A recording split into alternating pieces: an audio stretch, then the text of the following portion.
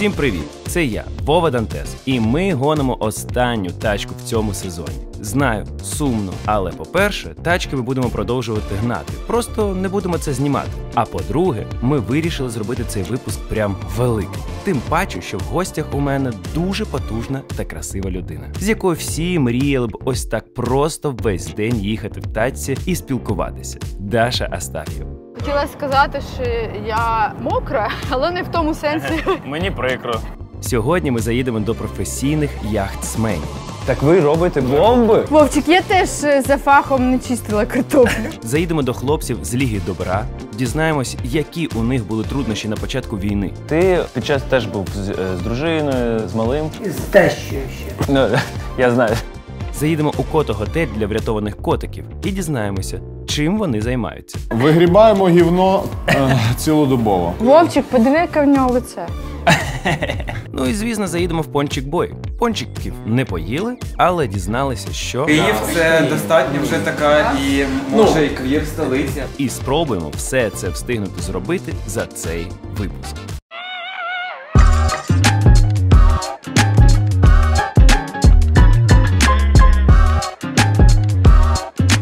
Даша Астаф'єва. Скільки дівчат хочуть бути схожими на неї, а може навіть і хлопців, бо яйця у неї побільше, ніж у деяких великих та накачаних чоловіків. Це буде не випуск, а насолода. Поїхали! Я знаходжусь зараз в промзоні, де знаходяться яхтсмени, професійні яхтсмени. І знаєте, що найприкольніше? Що вони дали мені кайфову тачку.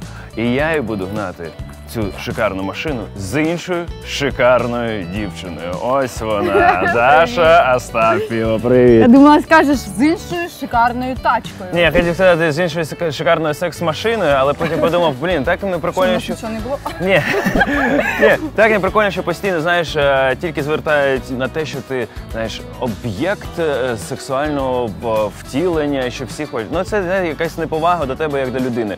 Ти реально класна дівка, ти шикарно виглядаєш, але, знаєш, ось ця промзона мені нагадує твій внутрішній світ. Поясню чому. Тому що ти, зараз скажу, тому що ти ззовні така вся красива, тендітна, вся така вау, а всередині ти людина, яка прямо любить попрацювати. Рибалочку, да, картоплю. Те, що ти там робила всі ці перші місяці, ти ж просто фігачила, ти реально як на промзоні, бо ти була прям там, ти все робила руками. Просто ніхто ніколи не думає, що ти людина, яка працює і робить все кайфово. Ти мене прям... Ну ні, та ти просто, я тобі пишався, я тобі писав, що я просто в шоці від того, що ти робиш. Клас.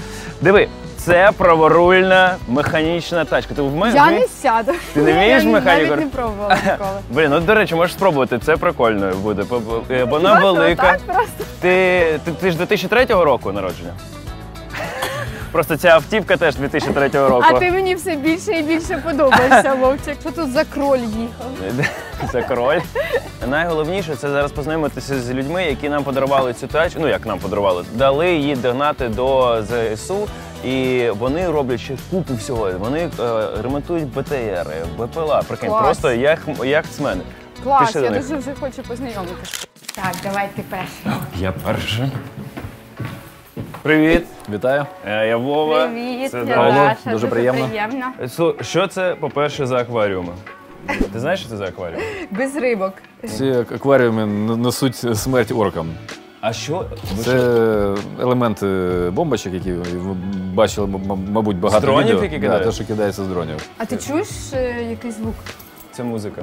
Музика, це під музика. яку роблять смерть для руських окупантів. Так ви робите Можна бомби? гучніше? Да, ми робимо, Ви робите ми бомби? робимо елементи бомб. Ти яхтсмен, так. професійний яхтсмен, який почав робити елементи для бомб на 3D-принтері? Да, так довелося трохи мобілізуватися. Вовчик, я теж за фахом не чистила картоплю Ні, до цього. Ну, розумієш, мене завжди це так дивує. Клас! Розкажи, Класно. будь ласка, що ось ви нам віддали тачку для ЗСУ. яку треба відігнати. Що ви ще робите? Я просто і зараз ти будеш в шоці, що ці люди роблять з 14-го року, так? Ну, ми з 14-го року займалися тачками, потім в 16-му році трошки припинили цю діяльність, бо не було такої потреби, в принципі, вже. А з 24 лютого, відповідно, відновили всю цю роботу. А перерахуй, будь ласка, що ви прямо робите. Ну, почалося, в принципі, з тачок, бо якраз ще 22 лютого почали вже дзвонити хлопці, з якими ми, військовими, з якими ми спілкувалися ще з 14-го року, і там просити певні речі, починаючи від просто заправити тачки, бо потрібно було там збирати. Ти знав, ТРО. що буде війна повномасштабна? Ну, я сподівався, що не буде. Ми всі до останнього сподівалися, що цього не трапиться, але так трапилося, і, відповідно, ми почали займатися тачками, ганяти тачки, їх ремонтувати, модифікувати, встановлювати спеціальні там турелі для кулеметів. І паралельно, відповідно, почали тягати дрони, купувати, як, в принципі, багато хто. І так сталося, що у нас є деякі хлопці, які конструктори і авіамоделісти, ми почали робити безпілотники. До речі, це дуже пов'язано. Безпілотники, так. Тобто крила мається на увазі. І якраз система скидання, тобто ці штуки, які навішуються на дрони і дозволяють якраз кидати там воги, гранати, вибухові речовини там на голови орків і техніку. І як багато ви їх виробляєте там за день, наприклад? Наших принтерів десь 10 чи 11 штук працює, мається на увазі на різних локаціях. А скільки воно може виробити один? На день, якщо в ідеалі, штук 24 штуки він таких може виробляти, бо ці на 40-мм воги американські. Ну, а таких набагато більше. Тобто, приблизно, коротше, 300, в середньому 300 штук за добу. У нас ще є мережа наших хлопців, у яких є 3D-принтери. Їх там ще штук 15-20. Навіть один німець нам друкує. Він побачив нашу роботу у Фейсбуці і, хлопці, я хочу долучитися якимось чином. Готовий те, що треба друкувати. Тобто ці штуки можна довіряти, так? Так, тут же ж нічого вибухового немає. Вибухівку вже безпосередньо перед застосуванням вставляють. А так, спокійно можна друкувати. І попит шалений, тобто ми не встигаємо. Зараз, враховуючи відключення енергетики, тому є проблема з цим. Благодійний фонд називається «Територія життя». І скільки це грошей коштує, щоб виробити в день, не знаю, потрачати на ось цей пластик чи що це? Основна проблема, це філамент. Ой, поламав. Ось такий філамент використовується для цього. Ага. Це пластик. Одна бобіна десь там гривень 500-600 коштує, плюс-мінус. І наскільки її вистачає? Однієї бобіни вистачить на сотні, 2-3 може вистачити таких штук. Це не дуже коштовно, більше, мабуть, ось це електроенергія. Це теж не набагато, він кожен десь 300 Вт використовує. Ви рахували, скільки ви вже витратили грошей на допомогу? Нещодавно ми трошки підводили підсумки, десь більше 40 мільйонів у нас вийшло. Гривень. Та це все одно, це $1 мільйон, якщо я не помиляюся. Десь більше половини по старому курсу було, то, в принципі, ми десь перетнули. Клас, дякуємо, що ви працюєте і робите це. І вам Дуже дякуємо. круто. А грошей вистачає зараз? Ні, не вистачає. Вистачає? Ні. А впала, донаторська? Звісно, що впало, людей, бачите, економіка в цілому просіла дуже сильно, плюс люди, там, дехто каже, що втомилися. Ти втомилася? Я вже відпочила, я тільки з відпочинку, але до цього дуже втомилася. Я рік ніде не була, я ж тут була рік. Навіть не виїздила нікуди. Даша виїхала, я їй телефонував, кажу, поїдь у Львов, поїдь кудись, давай ще кудись. У мене 3 собаки, я тут потрібна, у мене 3 собаки, у мене картопля, у мене люди. Не кажи щось за собак. Та мені здається, ти собаками насправді прикриваєшся, що типу, і постійно паше, як коняка, щось робить. Просто то в неї концерти по військовим частинам. Та які? Там було трошки концертів. Та були. Я не можу виступати. Ні? Чому? Мені морально дуже важко. Ти бачив очі військових, коли виходить Даша? Вся ось така. І їй морально важко, а хлопці, а нам норм. Дякую велике, Даша. Низький уклін. Ні, ти знаєш, я намагаюся у військових частинах, типу, хлопці, дякую. А вони дякую. Оцей, знаєш, стан класний. Так вийшло, що коли війна почалася, я мав летіти на Сейшели, у нас флотилія була на Сейшелах. За день до виліту я дізнався, що в мене ковід. ковід, тобто я зустрів в ліжку. Я не полетів, да, через ковід, і відповідно почалася війна. Я теж. Ти теж? Да. Це, знаєш, кайф від того, що ти тривогу чуєш і не можеш підвестися. Стан жахливий. Такий стан був якраз нормально. У мене дуже багато знайомих, це ж була прямо епідемія. Я зараз ковід, до речі. Коли в мене за день до війни отримав ковід, я думаю, окей, ну ладно, мені тиждень я переваляюся, і в мене була Куба наступна, потрібно було на Кубу летіти. Ну, і 24-го я так якраз розумію, що да, Куби вже не буде. Вона комуністична. Буде зовсім інакше. Ну, так, але щодо настрою, щодо психологічно, є можливість виїхати. Але якось ти відчуваєш свою якось дискомфортно від того, що хтось що хлопці там воюють, я там, мовно кажучи, на яхті, на морі, мовно, це зовсім інакше. А ти знаєш, а тобі хлопці скидають, типу, кому ти передаєш відео, що типу, ось твоя прилетіла туди, куди треба? Дуже багато до цього. Вовчик, в мене таке стоїть вдома. Я з цим? Ну, з висипаним порохом, але ціла така ракета. А ти для чого готуєшся? Мені подарували. Тому що ти теж бомба?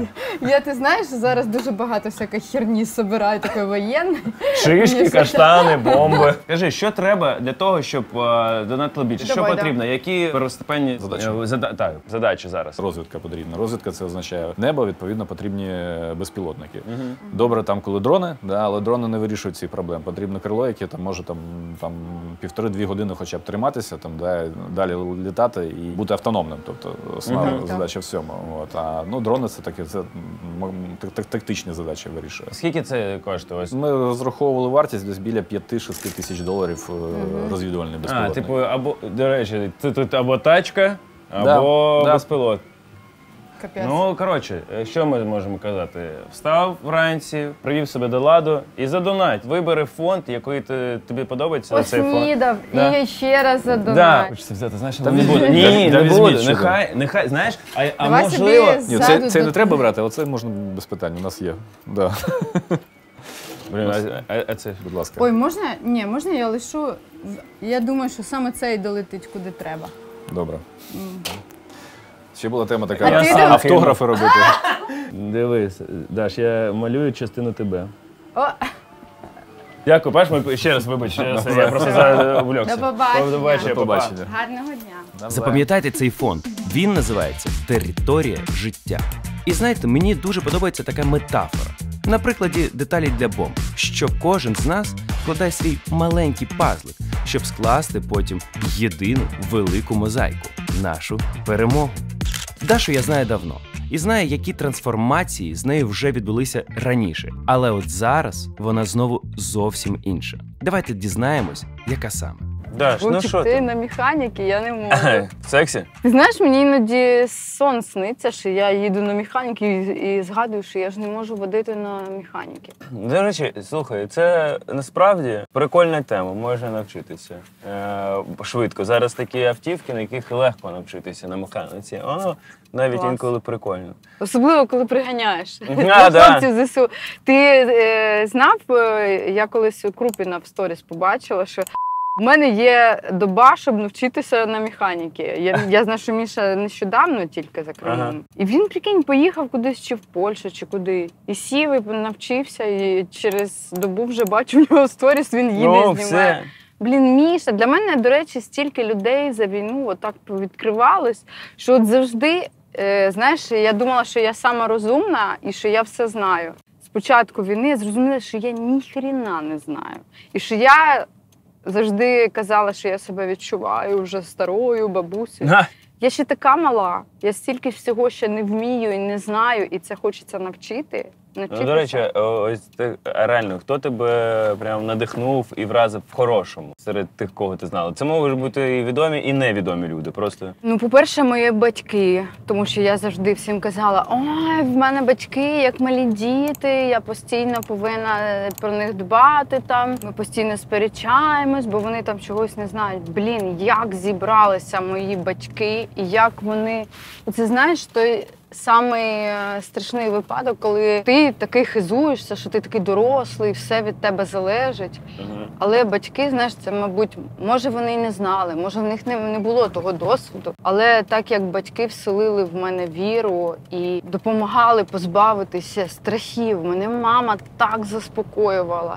Мама – це Фейгін, Арістович і всі, хто хочеш, в одному обличчі. І я завжди так сміялася, що, знаєш, минуле покоління, вони там не можуть з технікою там якось, ну, на ви з технікою. Мама все освоїла, бігом, навушники підключилася до всіх якихось каналів, в неї все там виборка своя, вона все знає. Я ж тобі кажу, що коли в мене почалася паніка з приводу ядерної атаки, то мама мене заспокоїла навіть тим, що гідрометцентр там розповідає, які вітри цього сезону, і що все це, якщо і відбудеться, то воно все повернеться в країну, яка запускає цю зброю. І що там Європа цього не допустить, ну, сподіваюся. А це з друзів? З друзів, ти знаєш, я завжди обламувалась, коли казала, що в мене там є інтуїція, там передчуття. Але цього разу я навіть не сподівалася, але от самі мої близькі друзі, вони лишилися в Києві, це по-перше. По-друге, ну, ніхто не змотався, ніхто там не каже, що я там відпочивав і лишився. Ніхто не каже, мої всі згуртувалися, ну майже всі. Згуртувалися і всі допомагають, всі щось роблять. І ти знаєш, от ті люди, яких я завжди підсвідомо відчувала, як от своїх, якихось рідних, близьких, там, можливо, ми не так часто бачились, але я чомусь була десь там глибоко в серці впевнена в цих людях. І от, знаєш, вони довели, що це все не дарма. І ті, хто мені подобався, до кого я от якось, знаєш, стрімилась постійно. Ну от із великих прикладів там, ну, не кажучи вже там про тебе, про Дурнєва. Ні, ну, знаєш, все одно. Мені немає сенсу брехати або там щось сказати зараз на камеру. Антон Нестерко, наприклад, з яким ми танцювали в танцях. Я була вражена, як чувак просто почав вивозити. Він з першого дня війни, він приїхав на машині. Я вийшла з підвалу, така, знаєш, вся грязна, замучена. Ми 4 дні сиділи в підвалі. Я вийшла, і я кажу, Антон, я не можу пережити, ну, дуже багато тварин. Їх розстріляли, там, мені подзвонили з однієї клініки, моя знайома займається клінікою. Там привозять, ну, декілька вже днів привозять тварин, яких поранили, яких кинули на залізничного вокзалу привозять. І є доктори, вони не поїхали, лікарі, які можуть зробити операції, там, попришивати ці лапи назад. Але немає ні медикаментів, нічого немає, бо це ж, звісно, це все віддали людям. Ну так. Ти не розумієш. Він ввечері приїздить і привозить мені повністю куча всього, корм, медикаменти. Та ладно. Мені куча людей одразу попередавали, знаєш, всі кажуть, чому саме картошка, там, чому ти пішла чистити картоплю, ти ж зірка, ти там королева, ти не повинна там, ти повинна берегти свої руки. І я розумію, що ця картопля, це, знаєш, як засіб заслуговувати довіру і мати більше, ніж ті люди на концертах. Мені стільки грошей привозили, приносили, переводили, ну, допомагали прям тисячами доларів, я тобі кажу. І люди навіть з Росії переводили. Ну, я не на себе це робила, от я одразу на зоозахисну там організацію робила. І коли ми зібрали декілька тисяч євро для Зоолюкса, і вони робили 3 дні, робили не спавши операції. Уявляєш, це так круто. Вовчик, я розумію, мені дуже багато хто водить пальцем біля візка і кажуть, що, блін, люди гибнуть, а ти рятуєш цих котів, собак. Але хтось повинен це робити. Ні, я вважаю, що кожен, ну, це все живі істоти, і кожен допомагає тим, кому може, і кому в даний час, кому біля тебе з'явилися ці тварини, І ти, така людина, яка любить тварину, а що тобі? Треба було їх кинути, що сказати, нехай, Ти вмирайте. знаєш, я зрозуміла, що так як у мене, не в кожної людини вдається так врятувати. Ні, Я просто за минулий сказати, рік... що не рятувати з іншого боку, що Ну, сказати, вмирайте. За минулий рік ми врятували більше 100 цуциків, просто додому дісталися. Клас. Дісталися родин і живуть зараз у сім'ях. А зараз ми приїхали до команди Drive Production, яка робить Лігу сміху та багато інших гумористичних проєктів. Але найголовніше, з самого початку війни допомагає країні. А зустрінемось ми з усім відомим Ігорем Ласточкиним та мастодонтом гумору Андрієм Петровичем Чевуріним. Вітаю! Начебто ми не сиділи тут цілу годину і не спілкувалися з вами. Привіт! Якщо хтось не знає, Андрій Петрович, Чевурін, Ігор Ласточкин і... Володя Дантес, Даша Донбас, прикинь, Володя Донбас. Наша Асаче, Асаче. як мене часто називають. Тільки що забрали тачку ось тут на сусідній будівлі від яхтменів, які передали тачку, щоб ми довезли її до військових. І я такий, так а чому до вас і не зайти? Це ж офіс, де ми всі репетируємо Лігу сміху, де тут знімається купа шоу, це відбувається все. А окрім цього, Андрій Петрович просто така моцна людина. Що він робив під час повномасштабного вторгнення початку, і потім, що ви з хлопцями робите. Це те, що і хлопці робили. Ні, я про те, не про соромно. прихисток свій. Ми 23-го знімали Лігу сміху. Крайню гру, п'ята передача. Це була третя гра після 2 фестивалів. Таке було, знаєте, такий видох. Коли там закінчуєш етап зйомки, то таке релакс, розслабон, приїхали додому, щось там випили. А ранок почався так, як почався по всій Україні. Ні, мені подобається, що Андрій Петрович каже, видохнули після зйомок. Я просто хочу нагадати себе в цей час зйомок. Я такий заходжу, кажу, хлопці, вас нічого не напружує. Там просто Володимир Олександрович сказав, що, військове положення. І всі. І Лисий. Слухайте, А деякі люди зовсім повернулись тільки під утро, під ранок. деякі здриснули до 24-го, не чекає нічого. Да. Деякі дочекались. Сподіваюсь, вони не повернуться. Хтось, це таке. 24-го всі на телефоні. Так. Що, як, де, ми там, ми в підвалі, ми в паркінгу, ми ще десь. Тримаємось там, щось таке було.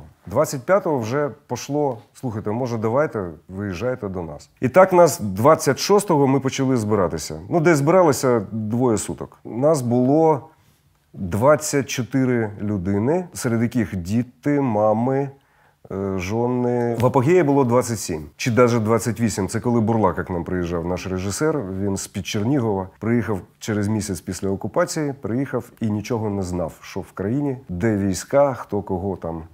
Нічого. Вакуум. Скрізь так, як там днем. Плюс діти, понятно. І тварини. Ясна справа. І тварини. Я вже збився. Там 8 десь плюс було, 8 тварин додаткових. А які? Кошаки, собаки. Кошаки, собаки, і Серйозно? вони там. Всі І почався такий веселий дурдом. І скільки ви там були, прожили разом? 2,5 місяці. Ми теж жили просто у підвалі півтора місяці. І потім почалися розборки. В паркінгі собаки ходять в туалет. Будь ласка, прибирайте за своєю собакою, там мішочки, все є. І дехто не прибирав, і ми давай там... Ви по-гімну шукали?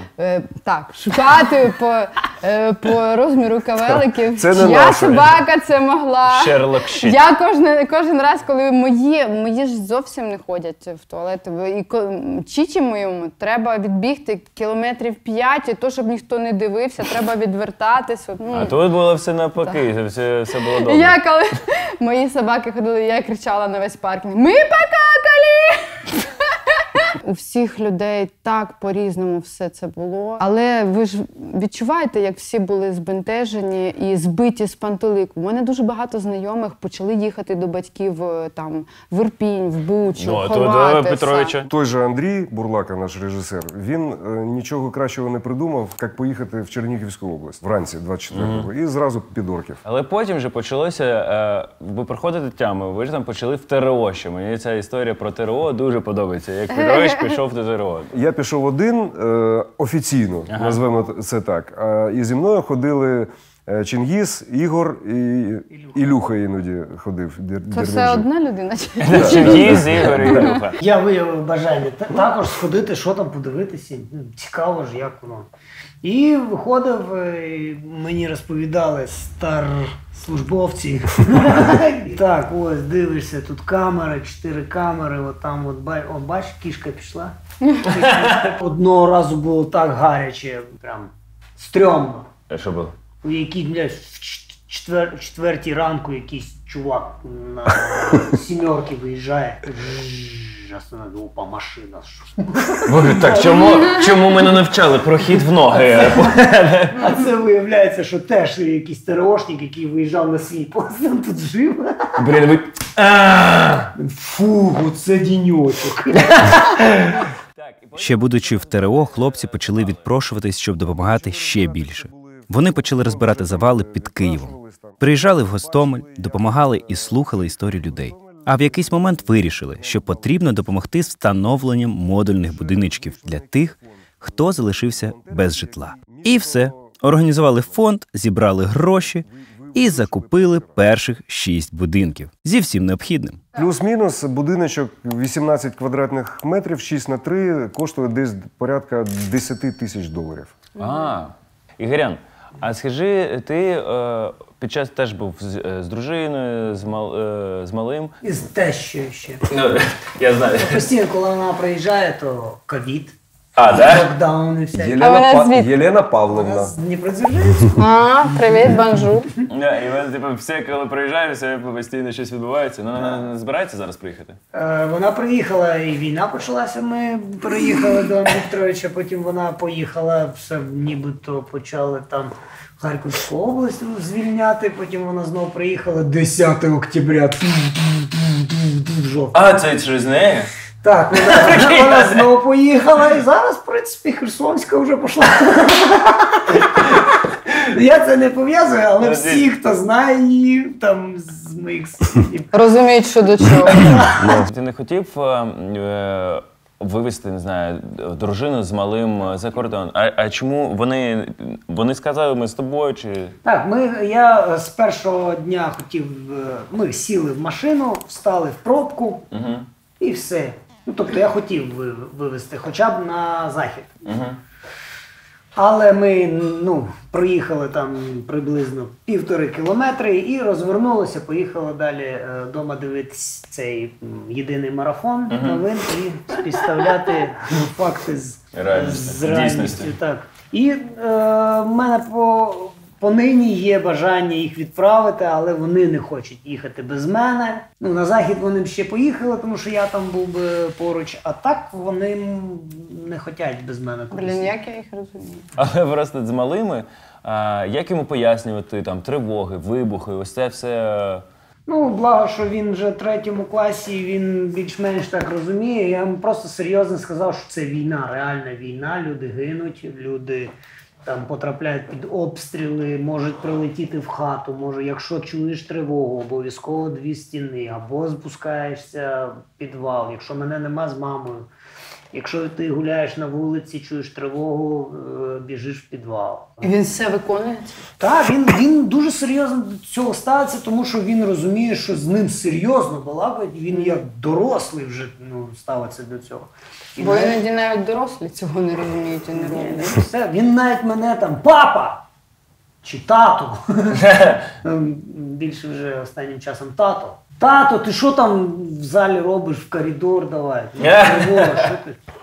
Ми тут сидимо, значить, а ти там пішов собі чай заводити. Ваше ставлення до гумору під час війни, тому що багато хто каже, не на часі, там не можна зараз сміятися. Тут 2 моменти, мені здається, основні. Перше, це гумор в спілкуванні. Це взагалі не треба обсуждати, тому що це природньо. Це нормально, коли люди друг друга підтримують сміхом, там, жартами і так далі. А інше питання – це публічний гумор. Це не на часі і так далі, і так далі, і так далі. Це ми ніколи до спільного знаменника не дійдемо. Люди по-різному постраждали від цього всього. У когось там взагалі все, кінець життя і більше немає сенсу жити далі, наприклад. Все знищено, там рідних нема, наприклад. Ну, Так. все. І він, от для Так, нього у мене гумор саме так і було. зараз не на часі точно. Тому, а решти інших, я думаю... Ну, ми з тобою знаємо людей, які все знищено, але з гумором все гаразд. І вони... Що люди різні. Ми будемо їх запрошувати на лігу, і вони приїдуть. Я знаю вже. Андрій Петрович, Ігорю, ви розмовляли українською зі мною, і я з вами розмовляв українською. Це взагалі... А я що? Тільки так. Да. Ти молодець. Ти звідки? Я з Дніпропетровської області, з Орджонікідзе. Дніпро, Харків. А ти Всі не Дніпро, це теж Ташкент. Тоді я Дрезден. Да, Дрезден. Просто Блін, я промовчу. Ви мене зараз відлупите. Ні, я просто кажу, що типу, якщо ми напружилися і це змогли зробити, і це кайфово, це реально кайфово, це еволюція. Я наполягаю, напружуйтесь, хоча б десь розмовляйте. Це так круто. Я пишаюся тим, що ми так розмовляємо. Це круто. Дякую вам. Ми поїхали далі. Давайте. А і чекаємо від вас відео з вашим модульним домиком. Приємно було побачитись. Який я радий, що такі люди живуть з нами разом в одній країні. Кожного разу це мене надихає і навіть трошки заспокоює. Бо з такими людьми хіба у нас може щось не вийти? А ми погнали далі. Я часто чую від тебе, що ти кажеш, там, не поїхали, залишилися. Для тебе важливо, так? Що, типу, люди залишилися. Ти важливо залишилися в Україні чи в Києві? Чи взагалі... Ні, в країні, Вовчик. Ну ти ж знаєш, що не тільки в Києві біда. Ну так, ні, я ще просто... більш-менш. Я про те, що дуже багато людей, чи не усвідомлюючи, я не можу зрозуміти. Я завжди намагаюся зробити як по принципу, якби я, що б я робила. Але от ні один з варіантів не підходить, чому люди, в яких там немає дітей, немає там батьків стареньких, якихось неспроможних, чому здорові люди, молодь, там, хлопці особливо, чому політики, які повинні бути тут і вирішувати важливі питання, чому вони смотались і десь там в Португаліях і так далі. Чому хочеться людям уїхати, на що вони сподіваються? Дуже багато хто казав, що ну ти ж мала змогу, та хто знає мої змоги? В мене не було нічого, не відкладено, я не збирала. І я звикла... Так багато про тебе казали, знаєш, типу, люди, які тебе не знали, через те, що ти просто там Оголена фоткалась, що типу, шлюха, проститутка, вона трахається з багатими людьми. Я хочу всім цим людям подивитися в обличчя і сказати, що? Та ти знаєш, як в перші дні, я ще соромилась, мене ж спочатку просто там люди на той кухні сфоткали і виклали, і відмітили. Я просто репостнула. Я побачила, який це відгук, і я вперше в житті зрозуміла, що іноді треба робити щось гарне і про це розповідати, тому що дуже багато людей боялися з підвалу виходить. Я теж боялася спочатку. Але потім я зрозуміла, що ми там, згниємо в тому підвалі, що треба виходити, щось робити. Дуже багато треба допомагати. Як ми прийшли на кухню, там люди просто збиваються з ніг. Вони ж є час, певний час, в який ти можеш це зробити. Це з 11 до 5 вечора. Як приготувати 1000 порцій? Це дуже мало часу. То ми вже, знаєш, робили там хто що може. І картоплю, і цибулю чистили, і поли мили. Не було, знаєш, там я це не буду, або я не хочу. Хотілося допомогти, хоч щось зробити. І я дуже була рада, коли люди кажуть, Даша, ви так надихнули. Я теж побачила там волонтерів, прийшла.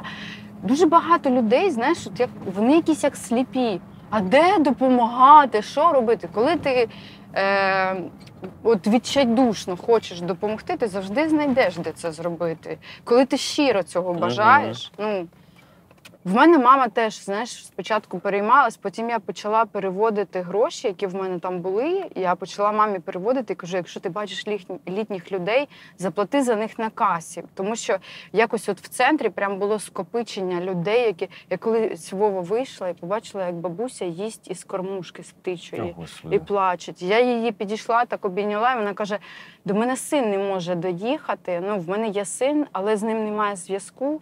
Ти знаєш, мені так стало страшно, що я не розумію, чи він живий, той син. Може, його забрали захищати країну. І я вже ту бабцю шукала і декілька разів їй прям приносила, тикала. А вони ще ж не беруть. Літні люди, вони ж одразу щось думають. Ні, вони просто... У мене стільки історій, я прям це зробила як рух, знаєш, пригорни до себе, я ще хештег поставила. Їм не треба гроші, вони там хотіли просто розповісти. Так, про людей, які поїхали. Ось ти кажеш, не розумієш. А якщо вони повертаються, як їм, їм же треба повертатися, в принципі, зараз? Чи після? Коли краще їм повертатися? Я не знаю. Ті, хто дітей ховають, або хто там лікує батьків, або хто сам не може себе захистити і лікується. Треба повертатись, коли вони вже це будуть відчувати. Кожна людина по собі відчуває, коли що йому робити. А ті, які просто виїхали через тому що їм було лячно, тому що вони зберегали себе. Дуже багато людей виїхали, бо їм так легше жити, розумієш? На ці гроші, які видають за кордоном, у цих місцях, які їм там надають для житла. І всі жаліють. У всіх вже таке, я знаю, мене сприймають як злу бабу, яка там, знаєш, це твоя думка. На людей, які виїхали, зла, не ще щось, знаєш, але я розумію, що ця війна нам і дана для того, щоб зрозуміти щось дуже важливе і велике. Ми настільки вже затрималися і почали варитися у собі, у своїх гаджетах, в інтернеті, в якомусь віртуальній якійсь реальності. Люди не помічали один одного. Ти подивись, як зараз всі згуртувались, як допомагають. Тому ті, хто поїхали, ти розумієш, ти як відірвався від пуповини, ти відірвався від своєї країни. Ти бачиш, що багато, я не знаю, я точніше знаю людей, хто поїхав, потім через час повернувся, розумію, що тут... краще, аніж там. Чи краще, що тут можна існувати, але розумію, що тут, наприклад, вони не можуть знайти роботу, чи там їх робота закрилася, вони знаходять там заробляють, приїжджають сюди і постійно туди-сюди їздять. Що ти думаєш з цього приводу? Чи просто це твій емоційний стан? Це мій емоційний, ти маєш на нього стан. Ти не бійся, ти не бійся, я ж бачу дорогу. Я знаю, що тобі незручно просто з лівого боку сидіти. Так. Я ще, знаєш, я не за кермом себе завжди я розумію, це нормально. Я вже не першу тачку ганю, таку все окей. Я дуже обережний. Вовчик, і ти маєш на нього стан. Я дуже маєш на нього право на цей стан. Я постійно, знаєш, злюсь на цих людей. Чесно тобі скажу, я розумію тільки жінок, які поїхали народжувати або берегти дітей. Або люди, яким не хочеться жити в країні. Не можна поїхати, пересидіти горе країни. Це, як знаєш, лікувати людину, яка хвора смертельно. І ти знаєш, що вона без тебе не зможе, але тут вона одужала, і ти до неї опять повернувся із нею. Це те ж саме, для мене. Влучна аналогія, до речі, зараз. Розумієш? Це як людина хвора, або, знаєш, у мене декілька прикладів, коли там рідні люди хворіють, і потім одужують, і там розбагатіли, і їхні рідні до них опять: ой, привіт, ти що не пам'ятаєш, я твоя сестра, чи я твій чоловік, давай опять там жити разом знов. Мені складно це пояснити, дуже складно. Я не міг не привести Дашу в місце, де тварин люблять так, як і в її серці. Просто що може бути миліше, ніж котоготель? Згоден, собака-готель. Але зараз не про це. Зараз про те, що відкрив його Олексій Суровцев. Той самий красень-волонтер, який рятував тварин з самого початку повномасштабного вторгнення. Ти диви, ми приїхали і одразу вимкнулося всюди світло. І тільки бородатої мамулі, кота-мамулі, до кого ми йдемо, є. Тому що людина з генератором. Могли б і пивка бахнути в сусідньому закладі. Прошу, пані. Здрасте. Привіт. Привіт. Це Даша, я Привіт. Вова. Дуже приємно. Даша, дуже Олексій, приємно. дуже приємно. Привіт. Це Ксюша, а це Морзілка. Привіт. Забув, вибач, будь ласка. Ти ж просто легенда тепер. Реально всі ці тіктоки, інстаграм-сторіс, де ти з цими кицьками, де просто ти говориш якісь там прикольні речі. Це все було так надихаюче в моменти, коли було всім важко. Опа! Ну, ти знаєш, це дуже приємно. Да, і зараз в тебе бородата кота-мама. Мамуля. Кота-мамуля. Скажи, як все це переросло з просто підбирання котів до... Чи це була вже? Тут був просто якийсь магазин, що треба, напевно. Але цей притулок, але я називаю його котель, бо ну, ти знаєш, асоціація притулку завжди з якимись клітинками, з котами, з собаками в дуже поганому стані і так надалі. Тут, ви побачите, тут у них отельні номери. Да, є люкси, полулюкси, економ. Тобто, і я хочу, щоб це не було схоже на притулок. І це, перш за все, потреба. Потреба, бо коли ми рятували котиків, їх не було куди подіти. І так і створили котель. Я бачив, що ти здоровений чувач, такий мужчина, чоловіче, в військовій формі, десь з цими котятами. Як весь цей шлях починався? Звідки в тебе така любов до тварин? Насправді тварини в мене були з самого дитинства, і дяка велика батькам, що вони виховали в мені любов до тварин. Коли почалася війна, мене не було тут в Києві. Я був на Західній Україні, почалася війна, на третій день я вже був тут. Для того, щоб бути чимось корисним, але чим корисним не знав.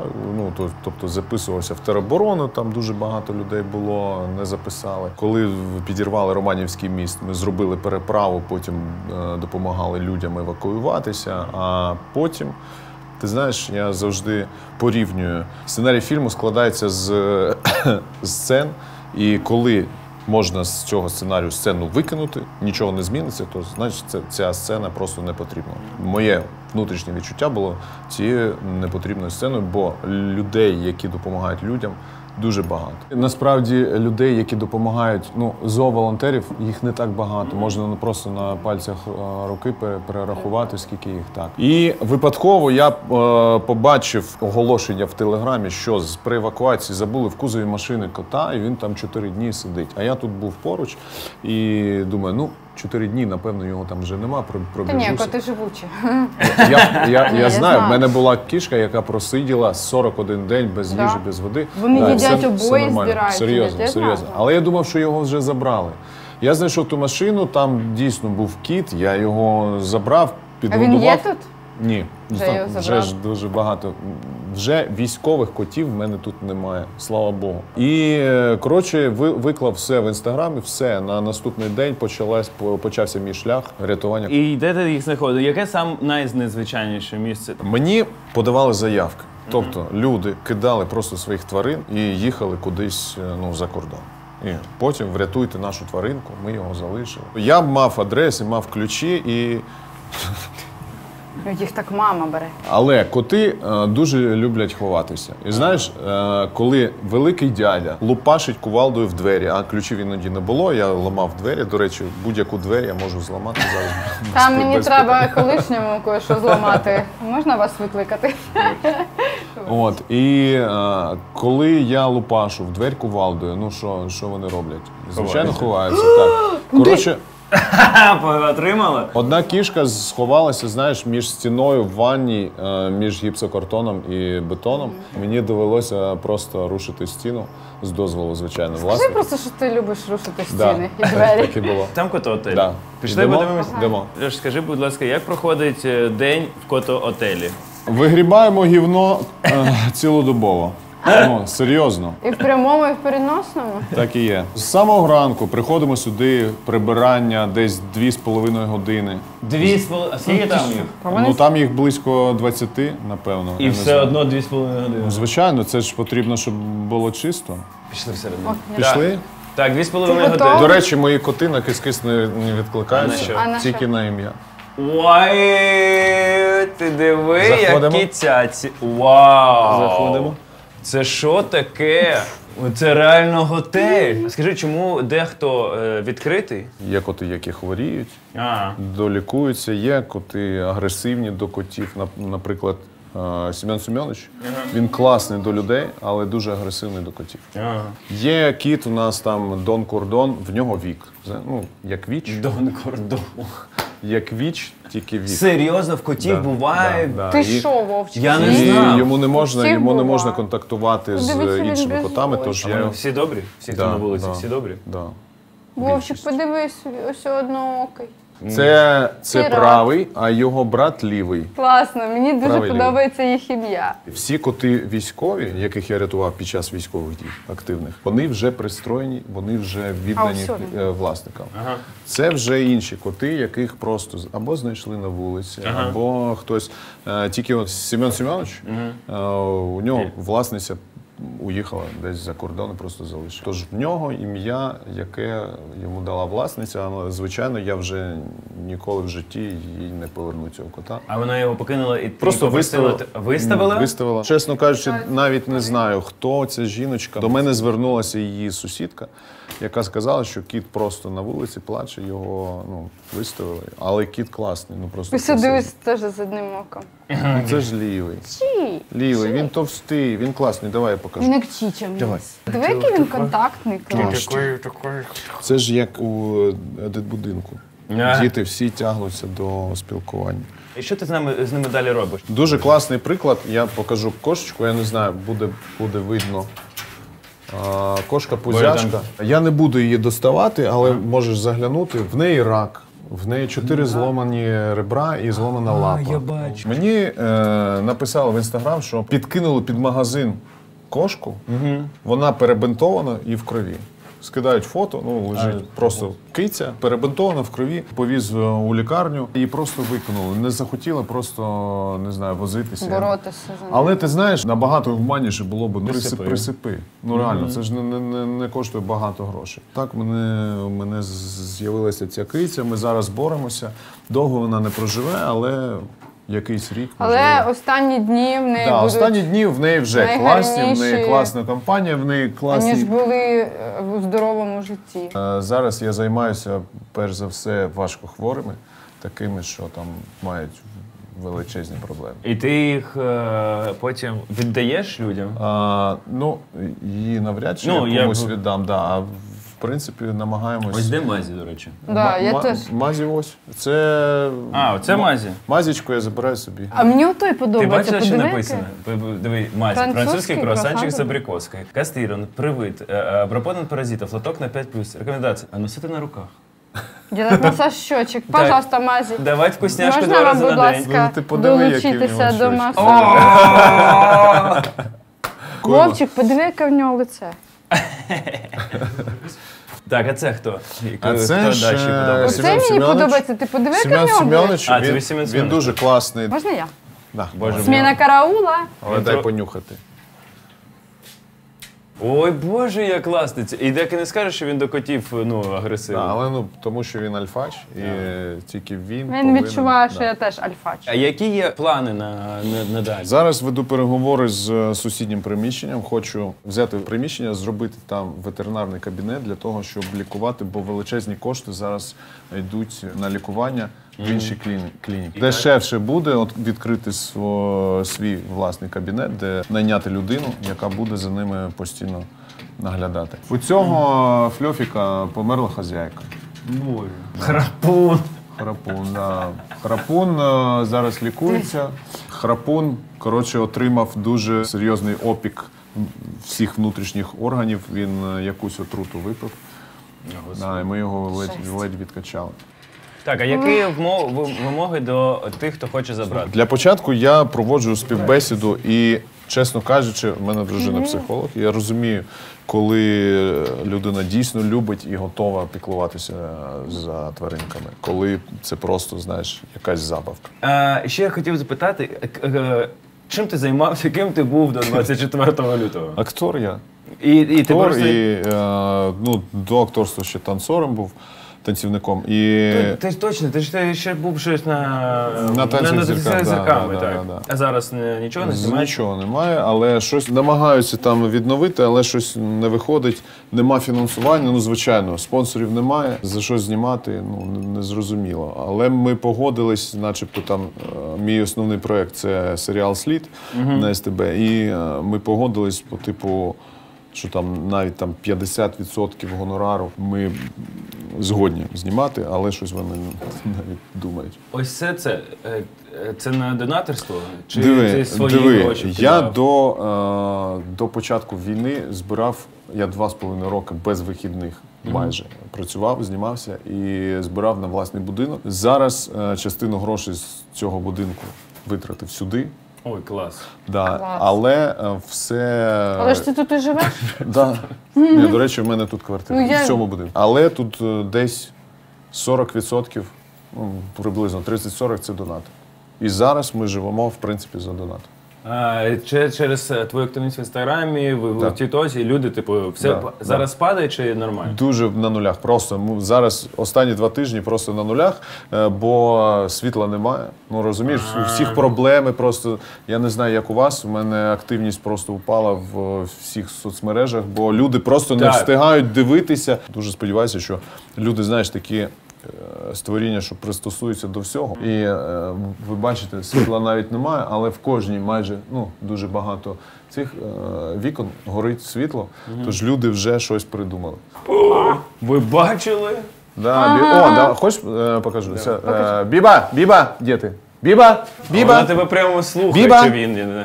Давай. Ні, не сюди. Давай. Зараз покажу.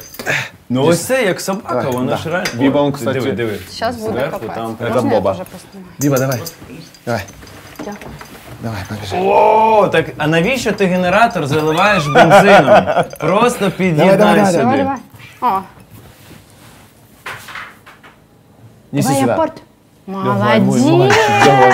А ця мала з усім грається. Їй дуже потрібно гратися постійно. Дякую тобі за те, що ти робиш. І я сподіваюся, що всі коти знайдуть класних власників, яких ви відберете, звісно, з гарвардською освітою. І все буде кайф. І нарешті, може, у тебе з'явиться дійсно ще ветеринарка своя, де ти будеш Обов'язково. лікувати. І круто, диви, ми всі так чи інакше трохи змінили фах. Ну, навіть не трохи. Ну так, типу, Взагалі змінили ракурс. І я не знаю, мені здається, що ти так задоволений цим, і можливо потім це переросте в якийсь прям класний твій стартап, ката-стартап бізнес і буде приносити задоволення людям. Дякую тобі велике ще раз. Дякую, що завітали. Поїхали далі. Дякую всім зоозахисникам, які допомагають тваринам. Тому що, яким би бентежним не було життя, нам потрібно думати не тільки про себе, а й про тих, кому складніше, ніж нам. Я знаю, що ми з тобою один раз перетиналися на концерті, і знаєш, ти багато виступала для військових. Розкажи про свої відчуття на виступах. Тому що багато кажуть, що їх це лікує, багато кажуть, що їм подобається, тому що вони бачать обличчя військових, які задоволені, вони щасливі, що до них завітали артисти, співають, розважають їх, і вони, в принципі, раді. Як ти відчуваєш себе, коли ти виступала перед зірками? Ой, перед зірками, перед військовими. Ну, правильно сказала, перед зірками. Так, це наші зірки зараз. Так. В мене дуже велика повага до військових, і я дуже їм вдячна. Але, чесно кажучи, той біль, та тривога, яку я відчуваю, коли їх бачу, вони більше, аніж жага виступати для них, бути артистом. Я тобі скажу, що артисти, ти знаєш, всі егоїсти. Вони люблять бути на сцені, вони люблять, щоб їх впізнавали. Війна – це не той час, коли ти хочеш хизуватися, щоб тебе впізнавали. Ти знаєш, що моя творчість, вона більш розважальна. Мені от зараз саме не до розваг. Я не знаю, мені щось зламалося, в мене якась прокинулась. Може на тій кухні, може в тому підвалі, але в мене прокинулася якась дуже велика відповідальність перед людьми, перед майбутнім поколінням, перед дітьми. Я ніколи не соромилась, що я співала пісні на російській мові, тому що автор, який написав ці пісні, він із російськомовного міста, з Харкова. Твій, до речі, земляк. Рома, його зараз немає, але у той час, коли ці пісні писались, коли вони обирались саме для нашого гурту, і коли сьогодні я їх співаю, це було нормою. Але зараз я відчуваю, що розмовляючи російською мовою, це ще один привід допускати російськомовних людей і взагалі руський мір сюди. Що якщо ми будемо замикати оці як звенья, всі наші складові частини того, що ми українці, того, що ми на своїй рідній землі, ми повинні її захищати. Ти усвідомлюєш відповідальність того, на якій мові ти спілкуєшся, на якій мові ти спілкуєшся на роботі, вдома, на якій мові ти випромінюєш все, що в тобі. Коротше, творчість. пісні тобі зараз... Я зараз не можу співати. Я сподіваюся, що колись народиться україномовний контент. Але я тобі розповім такий невеликий секрет, що зараз я долучилася до дуже гарної справи, до освітнього проєкту, саме українського. Ми з командою створили мобільний додаток, де українські зірки, ну ті, кого я вважаю зірками, хто зірки для мене. В мене є така функція вибірка. Обирати, так, долучитися і начитувати саме українські книжки українською мовою. Клас. Це не переводи, це автентика українська, сучасні та класика. Сьогодні Яр мав намір справити хороше враження. Він стягнув із себе мокрі речі, витерся рушником і влігся на сонечку на надувний матрац, який знайшов неподалік кілька днів тому. Дуже багато художньої літератури, научпоп, історичних. Не вистачає. Я тебе, до речі, запрошую у нашу презентаційну збірку. Це дуже класна книжка, це така сучасна книга, я тобі потім розповім і запропоную. Я буду дуже рада, якщо ти в нас зачитаєш декілька оповідань. Слухай, продюсерка нашого проєкту, з якою ми це робимо, Таня Поставна, вона письменниця дитяча. Клас! Да, Приходь із книжкою. Да, і в неї є книга, яку я озвучував. Добрий день. Цікаво, у тебе зараз теж день чи ніч? У нас якраз середина літа, тому сонце світить і вдень, і вночі. Це дуже зручно. Особливо, якщо ти, як і я, любиш збирати вночі кораблі. Я вже зібрав 8. Українська книга, дитяча, і мені так сподобалося звуч. Ти наділяєш життям персонажів. Ти взагалі, коротше, читати вголос. Я раніше не любив, а тут, коли ти читаєш як...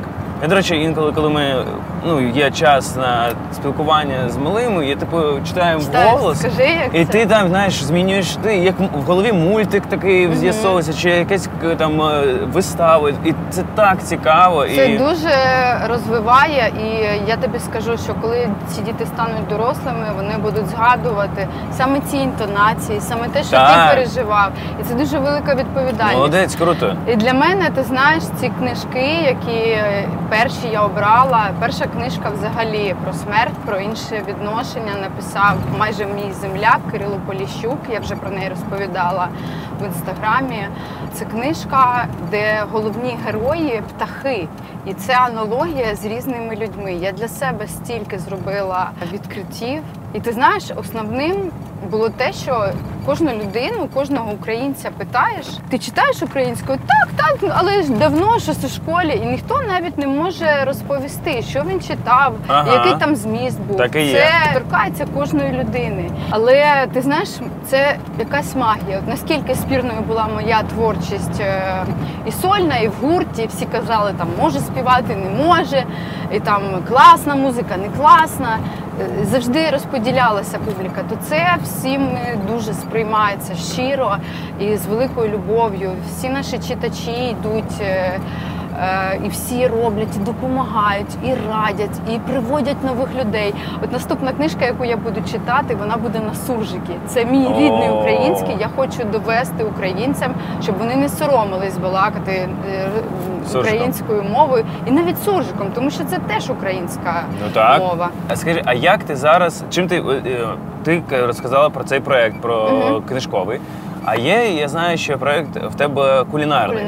Напевно, що так не можна, але можна так казати, тому що так сталося. Зараз можна все. Що нам дало повномасштабне вторгнення? Нам дало те, що ми сильно зняли маски свої. Тому що раніше тільки близькі люди знали, як ти готуєш, що ти взагалі любиш готувати і круто готувати. Про рибалку, те, що я казав. Хоча ти виставляєш це в Інстаграм, але всі думають, що це якийсь прикол. А це не прикол. Те, що ти по гриби ходиш, ти взагалі людина природи. Те, що з тобою люди звикли сприймати тебе з таким образом, який ми будували. Так само і про мене. Знаєш, у мене був якийсь образ, і всі такі, і супер. Я розумію, про що ти. Це, ти знаєш, зараз найпопулярніший коментар. Ти для мене таке відкриття. Я думала, що ти така стерва і сучка, і що все це показне, і знаєш, і піар. Класно, що ти зараз робиш те. Знаєш, марно щось доказувати людям. Я звикла, що так краще, знаєш, десь тихенько соромитися, тому що тебе люди відкривають зовсім з іншого боку, чим ходити це все показно робити, розповідати і не мати доказів того, що ти це робиш. Бачиш, це моя, знаєш, якби інша сторона медалі. Так і ти це зараз, диви, ти це робиш, і як на це реагують люди? Класно реагують, їм подобається. Вовчик, ти не розумієш, перший місяць війни, я повертаюся з цієї кухні, вся вонюча, я привожу помиї, розкладаю в центрі цим собакам голодним, які бігають з збитими машинами. Мені кажуть, пані Дашо, і я думаю, все, якийсь, знаєш, ДРГ, чи зараз буду вихвачувати. І вже така, можна вам пожати руку? Я кажу, за що? За картоплю, за ЗСУ. Це таке, знаєш, зовсім нове відчуття. І ми сьогодні з тобою розмовляли про те, що дуже багато чого не пам'ятаєш те, що було до війни. Я розумію, що я була зовсім іншою людиною, щось стерлося. Зараз я набагато швидше розмірковую про це, приймаю рішення, кажу ні частіше. І я від цього кайфую, тому що я завжди перед інтерв'ю якось готуюсь, налаштовуюсь. І сьогодні мені сказали, ви живете по принципу бусідо. Це принцип самураїв. Вони живуть постійно і готові вмерти кожної миті. Так я думаю, що це не тільки я, це більшість українців так живе. І це класний принцип. Щось, бачиш, нас всіх пов'язує з тими самураями, коли вони готові віддати життя і живуть по цьому кодексу. Це така філософська стала. Вовчик, давай трошки. Ні, я бачу в дзеркалі, ми до полоси ще ось, пів метра. Я просто бачу, якщо ти можеш подивитися в дзеркало заднього виду, щоб розуміти, чи за вікно просто подивись, як далеко ми від полоси. Хотіла сказати, що я мокра, але не в тому сенсі. Мені прикро.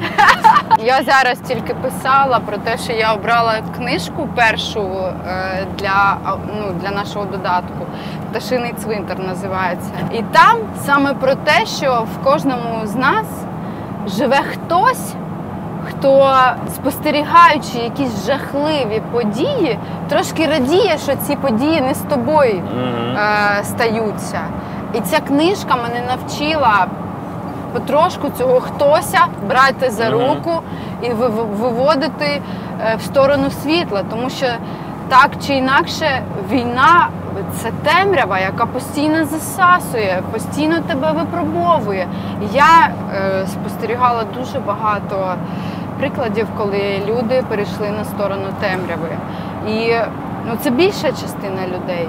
Але й для мене відкрилось більше багато гарних людей, які Вовчик, просто по собі судячи. Ти б стільки працював, уяви, що це звичайний листопад, звичайний листопад. Ти б стільки працював? Ні, ніколи. За піар, або просто, як раніше казали, це в нас не оплачується. Та ніколи б в житті. Та ні, я взагалі казав, що цей рік, я працювати не хочу, не хочу, тур, я буду займатися таким. Я думаю, я буду більш давати собі часу. Але зараз, я ось так на твоєму місці був стендап-комік Антон Тимошенко, ми з ним розмовляли. Він каже, мені завжди здається, що я мало роблю. Я не допрацьовую по всім фронтам, по всім. Я кажу, Антоха, ти багато робиш. Я думаю, що ми всі, супер нормально робимо. І я так думаю, а потім нещодавно таки в голові прокрутив, що я з липня Реально, тому що до липня більше онлайн, все допомагало, там щось збирали, знаєш, там на телефонах, якісь донати. А з липня я почав фізично фігачити. І ось, досі. А в мене, бачиш, навпаки. Ну, це не про те, що я фігачу, і мені постійно мало, постійно замало, тому що мені здається, так, треба ще більше, я можу ще. І це як наркотик, тебе підсаджує на те, що ти можеш, зібрав там 100, зібрав 50 тисяч гривень. Ти всі такий, вау. Зібрав 100 потім, думаєш, так, я можу ще більше, я можу там 300, 400, і ти такий, це як казино, волонтерство, це позитивне казино. Зараз ми завітаємо до місця, де немає місця упередженням та стереотипам, де людей не засуджують за те, хто вони є, та завжди можуть підняти настрій пончиком. Це Пончик Бой та його засновники Саша Жиляєв та Олексій Маурін. Прошу! Тут хочеться одразу затанцювати. Включай диск. Привіт. Я дуже радий вас бачити тут. По-перше, з тим, що ви ще відкрили новий Пончик Бой. І взагалі, якщо ви не знаєте, ми зараз Пончик Бой. І що це робиться? Вибач, ми не чекали. Це, знаєш, така спонтанна історія, що все розібрали до того, Мені здається, що я вже тут побувала, ні одного пончика немає. Просто давайте уявляти так. По тобі не скажу. Заходиш зазвичай в Пончик Бой, і чи бачиш фотки, тут постійно все в пончиках. А зараз хто забрав? Прийшли люди з банку якогось і сказали, що... Давай 170, Отдавайте пончики! Це ограблення, віддавайте 170 пончиків. Скажи, як вести бізнес під час повномасштабного вторгнення і взагалі як не опустити носа і почати підіймати економіку і сказати собі, що це не розвага, це не заробляння грошей, а це реально допомога і так і треба. По-перше, як вести бізнес, це складно, страшно, але адаптивно. Але дуже цікаво, як на мене. Такого в нас ще не було. І ми відкрилися в жовтні, і в лютому як-то все зупинилося. Після 24-го ми відкрилися 21 березня. Блін, ви дуже швидко відкрили. Я чомусь думав, що пізніше. Блін, а як ти думаєш, люди без пончиків, скільки вони можуть жити? 21 березня ми працювали як Пірожкова. З 6 березня ми працювали як частина волонтерського штабу Києво-волонтерського Слави Балбіка. І ми робили пиріжки для всіх, хто цього потребує. А були з потрібкою? Знаєш, що було, з тим і було, як то кажуть, в той час. Що дали, які продукти були, з того ми і робили. Знаєш, Льоша придумав рецепти швидко. І ми стали з 6 березня, ми стали працювати як Пиріжкова. Слухай, ви дуже швидко відкрилися. 6-го Пиріжкова, з 21-го як Пончикова, і потихеньку люди стали там більше заходити, людей в Києві ставало більше. Ми паралельно і волонтерили пиріжки, і почали трішки давати пончики. Ми до липня, чи в червні ми закінчили з пиріжками. 1 травня ми відкрили ще один заклад в Дніпрі. Блін, питали, ви взагалі...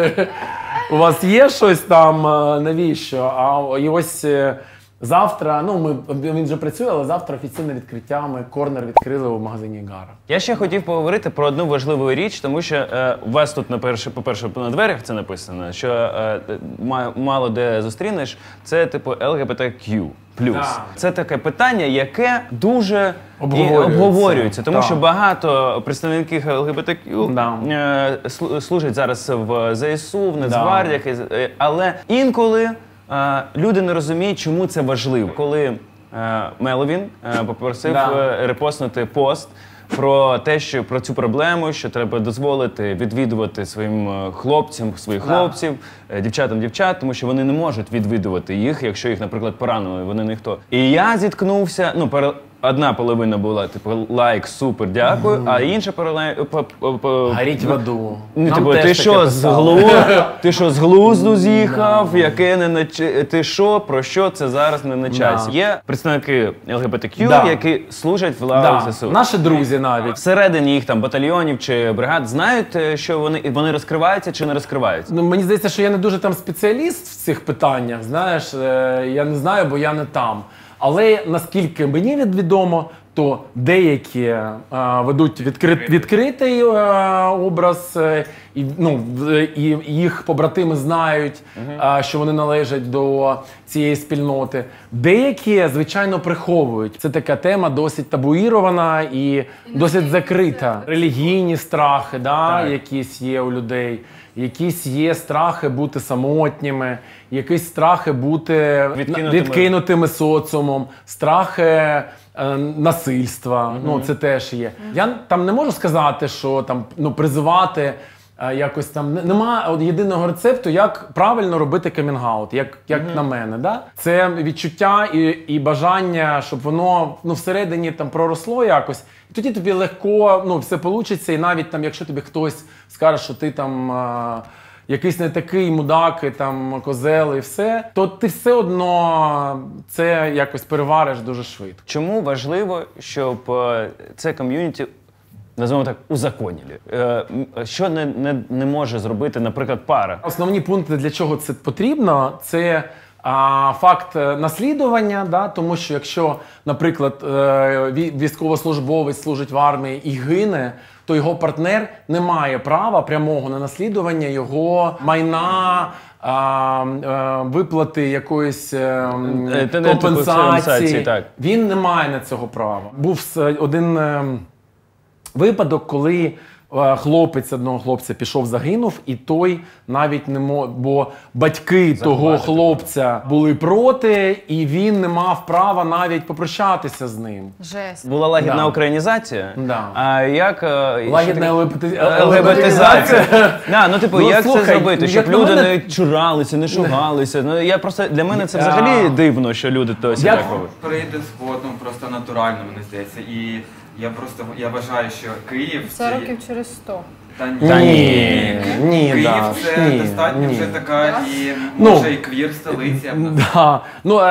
Для мене, єдиний рецепт, який є взагалі-то, це відкриття. Чим більше людей будуть розказувати, що вони належать до цієї спільноти, тим більше людей, які їх оточують, будуть розуміти, що це такі ж самі люди, це наші друзі. Звичайно, завжди буде якась там частка людей, які там дуже агресивно налаштовані. Але якщо чим більше людей будуть розказувати, наприклад, там, Вітя Пилипенко, це людина, перший відкритий гей-військовий в українському суспільстві.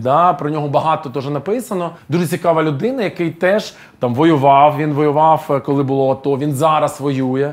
От ми робили пончик тут, і ми донатили в його організацію ЛГБТ-військових. Він відкрився, і ти розумієш, що неможливо зараз сказати «йди воюй», бо воюють вже люди такі, вони є там. І ти, не можна вже такого сказати. Я зробив камін-аут, коли я жив в Дніпрі, навіть не в Києві.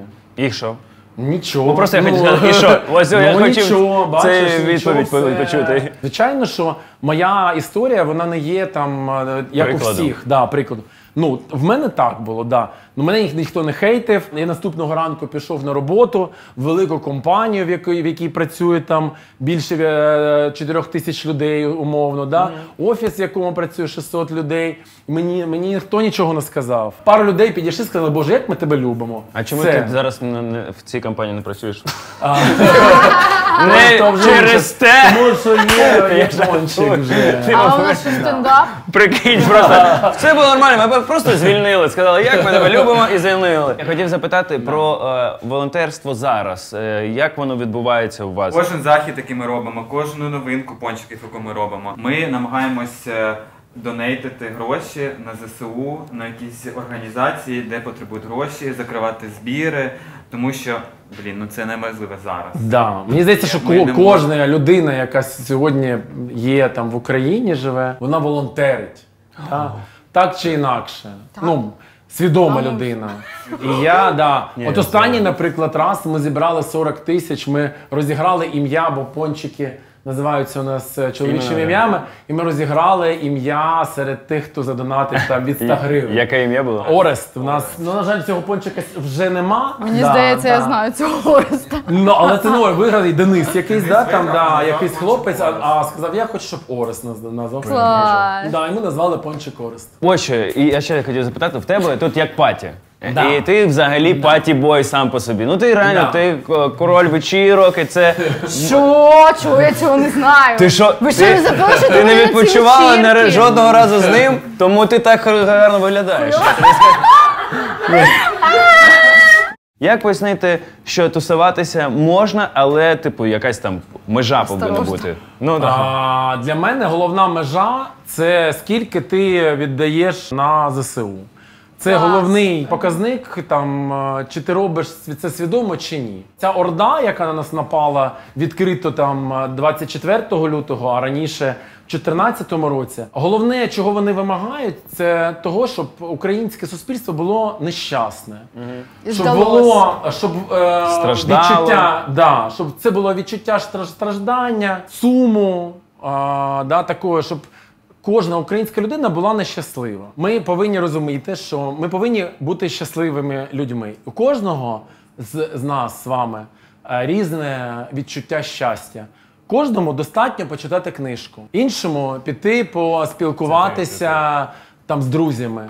Третім, вибачте, зняти майку і погарцювати під техно. І це є норма. Я сьогодні зрозуміла, що мені зайти і з'їсти маленький пончик. О, бачиш?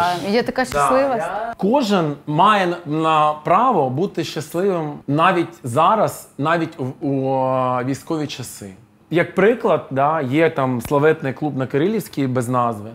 Вони кожного тижня роблять вечірки, це в денний час. Це завжди там, в рамках комендантського, це законно, це законно. Кожного тижня, там кожної суботи за один день вони збирають там 150-160 тисяч гривень, вони донатять. Це одна тачка. Купують тачки. Вони кожен раз купують тачки. Слухайте, за 6 годин на вечірку. Why not? Підтримка артистів, підтримка мільйонів. Не забувайте сім'ї, які працювали, ви то знаєте, які працювали в сфері розважальній. Що їм робити? Окей, якщо ти маєш там змогу там проводити передачу якусь робити, то А якщо ти звукорежисер, наприклад. Ні, я згоден. Якщо ти світовік, якщо ти... Що вони повинні зараз робити?